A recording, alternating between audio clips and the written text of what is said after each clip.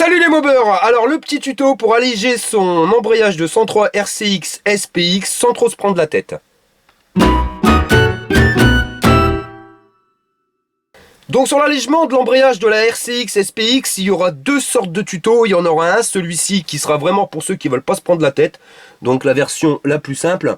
Et ensuite je ferai un deuxième tuto où là on va se prendre un petit peu plus la tête au niveau des ressorts, ainsi de suite. Donc ça sera un tuto vraiment spécifique pour ceux qui veulent casser leur tête. Donc on va faire vite fait un petit rappel. Lorsque vous avez donc votre plateau avec l'embrayage, donc quand on retire le triangle, vous avez ceci, donc les trois mâchoires, les trois maslottes qui vont venir avec l'effet centrifuge se claquer à l'intérieur de votre cloche d'embrayage et faire démarrer votre bécane. Les ressorts qui sont ici sont des ressorts qui ont une certaine dureté et qui vont à un certain moment, donc à un certain régime moteur, ouvrir les maslottes. Voilà. Donc il y aura deux tutos comme je vous l'ai dit. Il y en aura un où on va s'embêter donc directement avec les ressorts, voir les différences de dureté, ainsi de suite. Et il y en aura un deuxième où j'ai réussi à trouver un embrayage sur la mobilette.net, embrayage renforcé pour moins de 30 €, vous voyez. Donc pas renforcé, embrayage allégé avec les ressorts qui seront renforcés.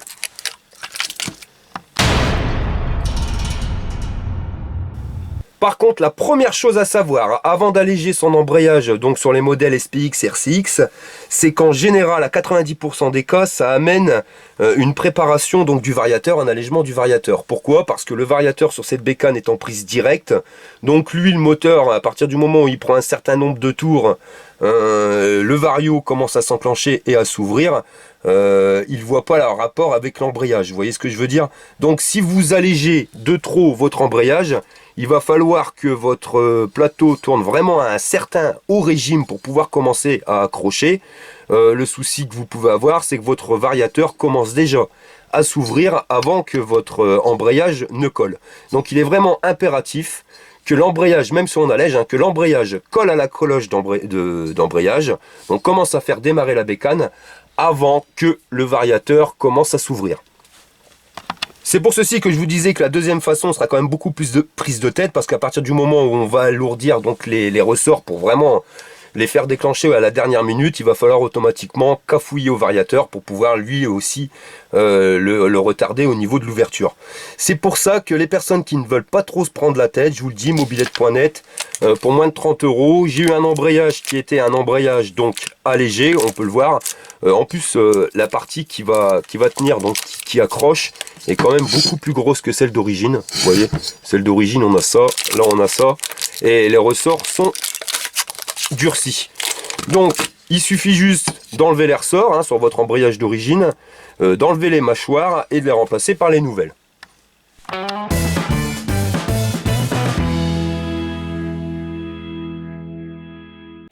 La chose que vous devez savoir aussi, c'est que ça, avec cet embrayage là, c'est-à-dire qu'il va retarder donc l'ouverture, mais il va coller directement avant que le variateur ne s'agrandisse, ce qui permet donc de pouvoir avoir un embrayage allégé sans devoir toucher au variateur. Donc vraiment, ceux qui veulent pas se prendre la tête, je vous dis, ça sera beaucoup plus simple. Donc quand je vous dis allégé, vous voyez, c'est quand même allégé de chez allégé, parce que je vais peser donc juste une mâchoire, donc 322 grammes pour celle d'origine. Je vais prendre les allégés, 144 grammes, donc vous voyez, il y a quand même 178 grammes d'écart. C'est énorme, ça fait plus du double.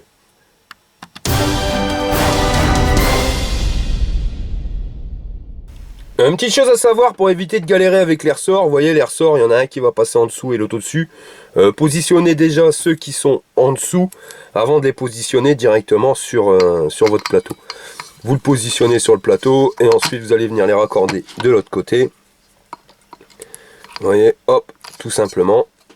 Donc refermez bien votre mâchoire et on va venir donc positionner les ressorts de l'autre côté. Alors ça c'est vraiment pas évident parce qu'en plus les ressorts ont été durcis.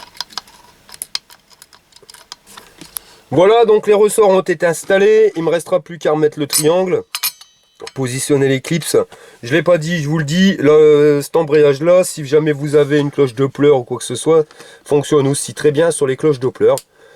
Donc voilà, vous avez vu, alléger un embrayage avec cette méthode n'est pas compliqué. Bon, bien sûr, vous allez devoir prendre les réglages qui sont choisis. Moi je vous le dis, franchement ça fonctionne nickel. En plus il n'y a pas besoin de cafouiller au variateur. Moi avec mon variateur Doppler ça passe nickel. Et on va se retrouver donc pour un deuxième tuto où là où ça sera beaucoup plus prise de tête pour les réglages, mais on fera quand même des réglages qui seront beaucoup plus pointus. Tu es passionné de deux roues? Tu veux participer à un rassemblement ou tout simplement partager un bon plan? Rejoins-nous sur Facebook, le Mobber.